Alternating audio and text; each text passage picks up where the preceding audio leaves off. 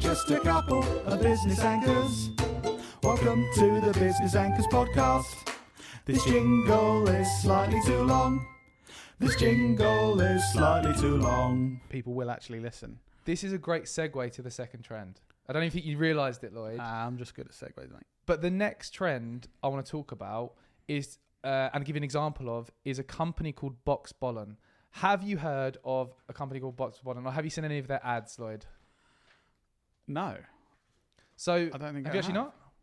I don't recognise the name. Okay, so Box Bollon is it's basically a sports product where you you Velcro something to your head, and it's got like a stretchy bit of string with a small foamy ball on the end. I've seen loads of this. And you punch it. I've seen it. You punch it, and it's connected. And they've got an app, and they do all these competitions to try and. I've seen like Wayne Rooney doing it, and so let me tell you some interesting things about Box Bollon, which leads into this trend. Okay.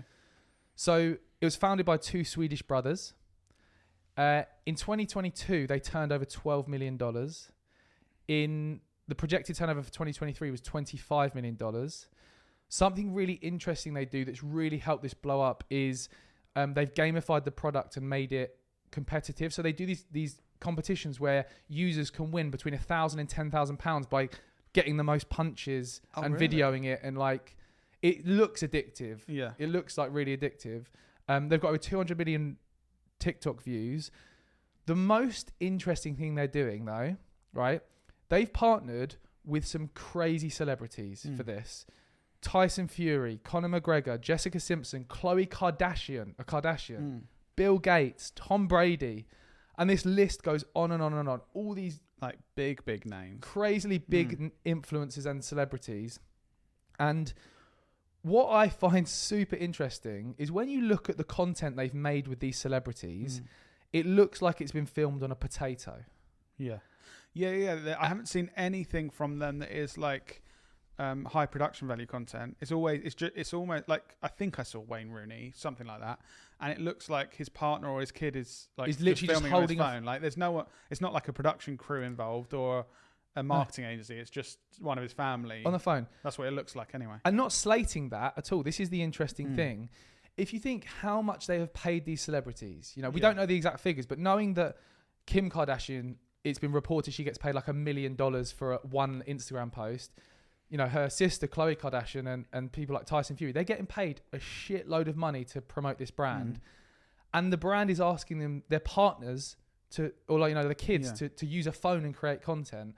What's super interesting about this is this focus on less lower production value content published on like a smartphone and like user generated content, which has been a thing for a while now.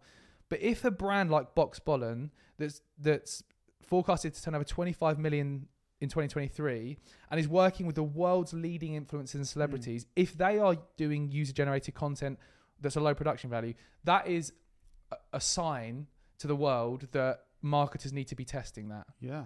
And it ties in with the point you said, because you were talking about like lower production content and just capturing stuff. Like, this feels more real and authentic. I genuinely think, like, thinking about it, seeing the Tyson Fury ad, that probably convinced me more to buy the product than if they would have done a really beautiful high production value. Look at this cool product, traditional TV ad. Do you know the weird thing? Like, if they did a high production thing with Tyson Fury doing this thing, my initial reaction is that's advertising and they're selling to me.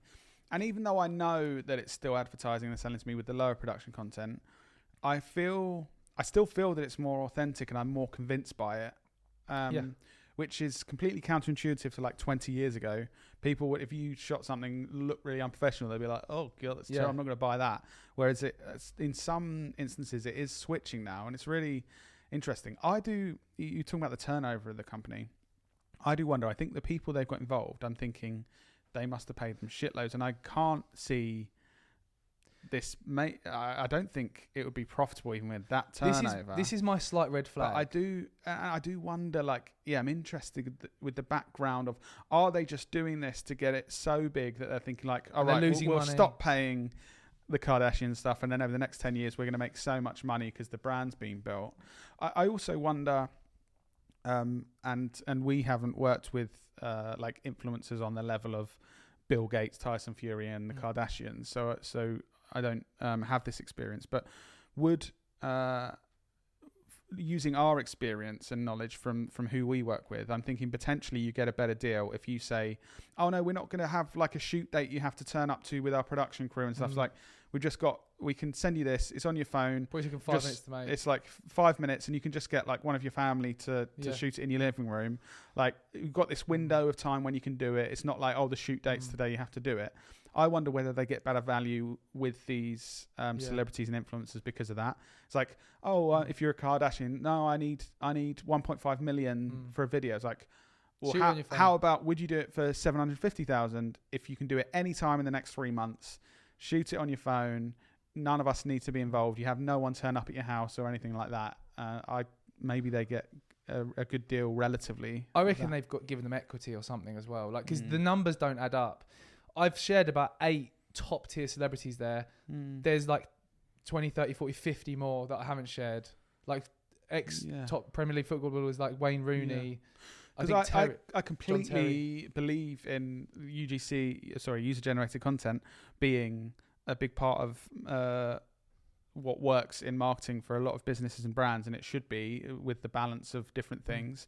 But what I don't understand is the economics of paying people like this on this level with user-generated content. So be interested to see like in the next few years what happens with that brand. I think my final point on this trend, just to summarize, is try UGC content. Like definitely try and test UGC content. But that's not to say that higher production value content doesn't have a place in the kind of marketing mix. There's certainly a place for that. Like, and we've proven that with campaigns that we've run for some of the world's leading brands. Can I briefly take the piss out of you? Just for a bit of an interlude. You said UGC content. Yeah. So can I just point out that that's user-generated content? Oh, yeah. Just thought, because in my head I thought, he sounds like a twat. So I just wanted to let everyone else know. Thanks, Lloyd. Thanks for pointing that out. You could either say UG content, or you could say UGC, or user-generated content. Thanks, Lloyd. It's a bit like when, fun fact, people say PIN number, but the N stands for number. So, naan bread. Naan means bread, so you're saying bread. Great additions, Lloyd. Thank you very much.